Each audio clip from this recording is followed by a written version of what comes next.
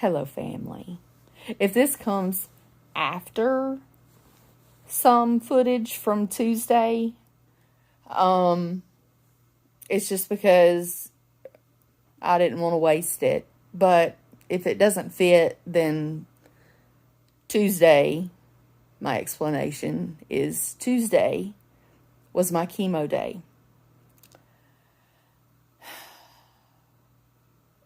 My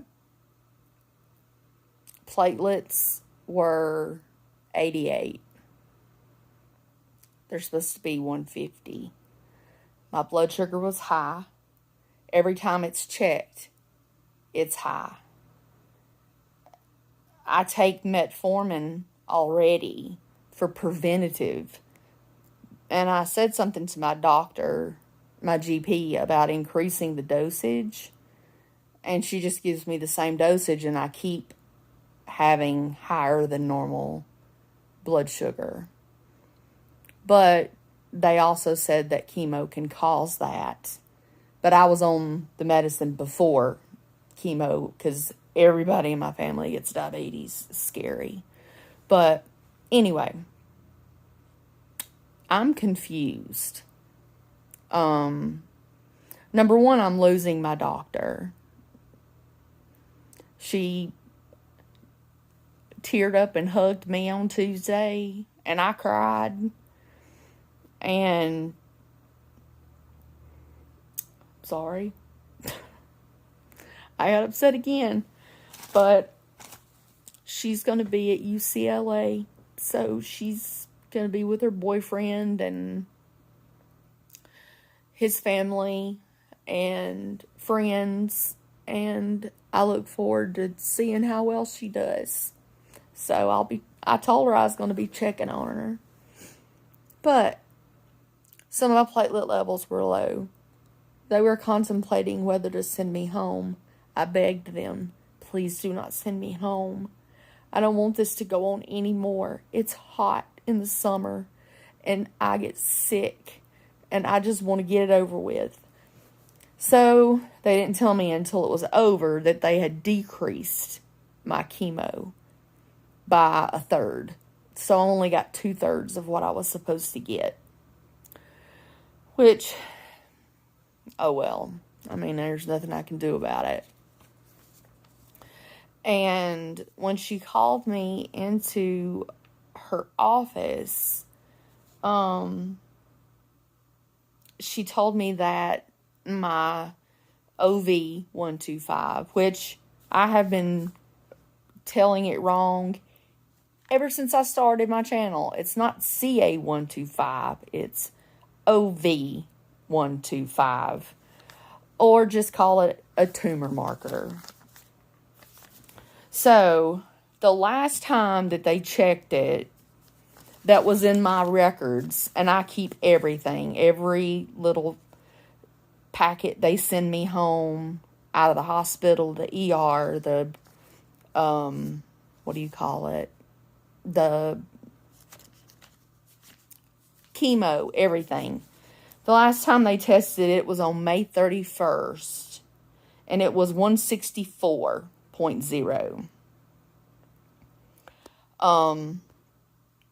Then I had another chemo 4 weeks later. They didn't test it. I looked at the paper, and I asked them, and they said they didn't test it that day because I had not gotten chemo since May 31st. So it would have been the same, or maybe a little less. Who knows? But on the 19th, which was Tuesday, it had went down to 126.8, which in almost like a month and a half, it only went down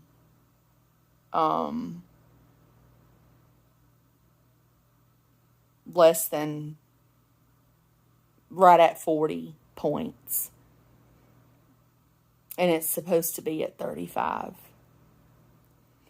She told me when I met with her, the doctor, the oncologist, gynecologist, that my numbers had been just plummeting, doing so great, and now all of a sudden they've slowed down here toward the end. She said there could be two different scenarios, that a lot of people, when they have high levels when they're diagnosed, because I was like advanced stage 4 germ cell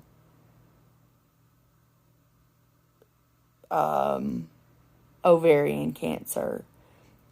The ones that are genetic, sometimes you carry a higher number your whole life, but nobody checks it because you don't have any kind of cancer. You don't have any, even if you don't have cancer, you can have higher than normal readings because it senses inflammation. And I remember a long time ago, like, I don't remember how long it's been, but I had a GP say, yeah, it shows you have some inflammation. And I think that's what they were talking about. And that's the only thing she could figure out. She said, or you could still have some cancer. You could still have it moved somewhere else. It's aggressive and it's known to move. And I'm like, okay, well, when they find out where it's at, where do I just have another, chemo and then go under the knife again? And she said, we don't go in twice. And I was confused.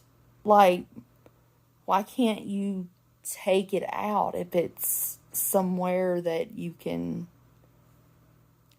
take it out? So I'm going to do a little research on that. I may have to get a second opinion because, I don't want to walk around with cancer and know it. That channel, if you watch TV and you see that St. Jude commercial and that sweet little girl comes on there and says the worst thing about having cancer is knowing that you have it, that is 100% true. My calcium was too low, but it had not been before.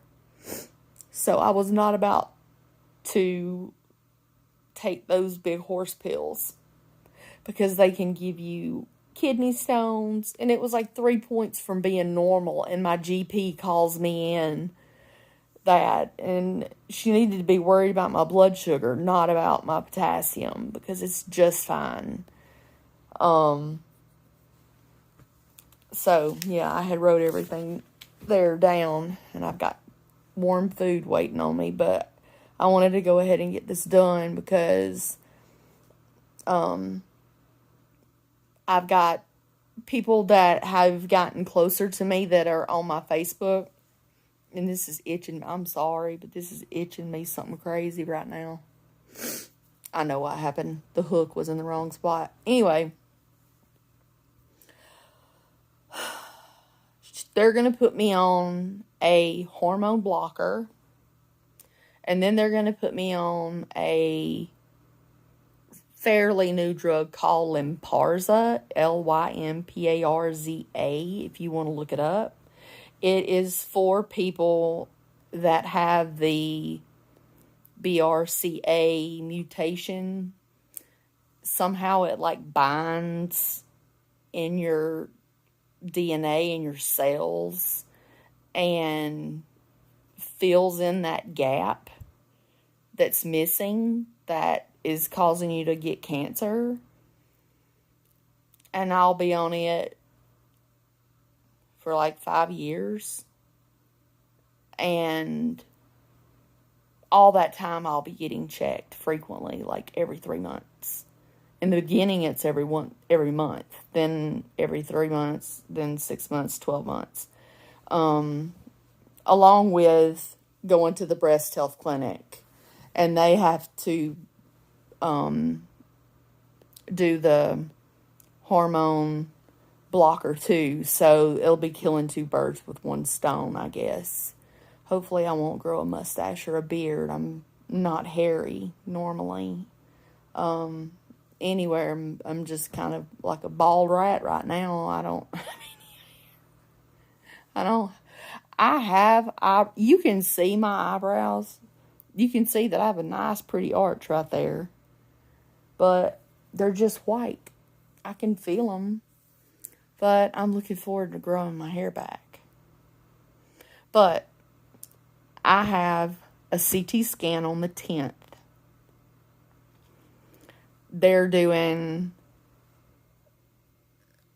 neck to crotch, not just my abdomen. Because they want to make sure that it hasn't went to my lungs.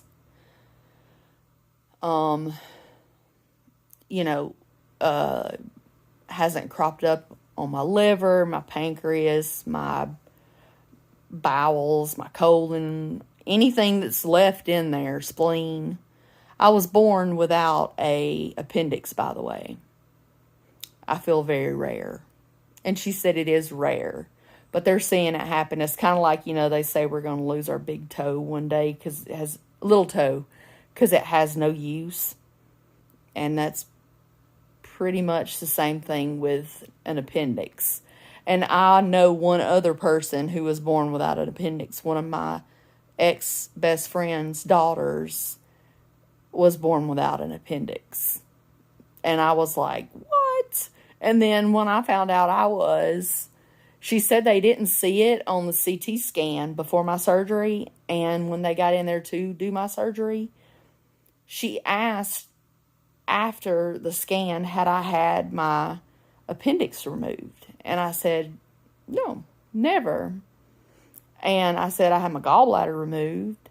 And she said, well, we see that, but we don't see an appendix. And then after the surgery, she was like, sweetheart, you're pretty rare. You don't have an appendix.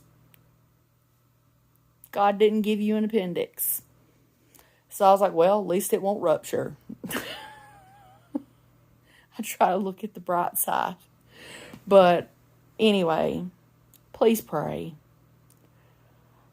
I want my numbers to be 35. I don't want to think every pain, every twinge that I have cancer again. Because that's just torture. It's torture. This whole time has been torture since I started. So I'm going to get off here and I'm going to eat. And I'm going to take something for my anxiety. And I'm just going to probably sleep here in the chair for a few hours till my groceries get delivered.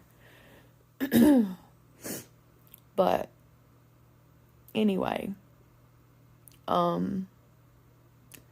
after I have the scan on the 10th, that morning, I go straight to the doctor's office and I meet my new doctor and I get the results. If the results, and they're going to do a blood test, I think. Yeah, they're going to do a blood test to see what my OV125 is that day. And they'll probably give me steroids and fluids just to make me feel better. And yeah, so we'll see what happens. I will have my mom with me, so that'll help. Hopefully I will anyway. And yeah, like I said, if nothing came before this, it's just because I really didn't have anything to contribute to it. Because I was so confused all day Tuesday. I was just lost. I think I got some footage of me leaving and going to Starbucks, but something didn't feel right, and I didn't really video that much. So, anyway, love you guys. I I'm still getting kicked out of my apartment. I want to thank the one person who has sent a donation toward my moving. And I have a separate savings account that I've set up. Problem is finding somewhere. There's a 6-month waiting list. And it's not government housing. It's just a regular apartment like what I live in. Around the same amount that I pay. And I've got 2 years before I can buy anything. So I've got to get my attorney a swift kick. Because I don't want to be last minute and get locked out of my apartment. And he said, I wish they would lock you out of your apartment. That would be April Acres, if you wanted it called that. You'd own that place. And I'd be like, I don't want to own this place. But anyway, just say a prayer for that. Say a prayer that I do not have cancer. As you can tell, I've got the discoloration coming back like it was in the beginning. This one's not as bad, but I sleep on this side a lot, and that could be it. But if I put like a little tinted moisturizer on it, and I got upset, so that's just redness where I got upset. But when my hair grows back, it it's gone. I mean, it's gone. There ain't nothing there. I got a little like a stipple on the back, but nothing. I love rubbing my head too, by the way. I almost want to keep it bald in the summertime. But anyway, I'm going to quit torturing you guys and torture this chicken. So, I love you guys, and I will see you next time. Don't forget the butterfly if you got this far to let me know that you love me. Love you guys. Bye.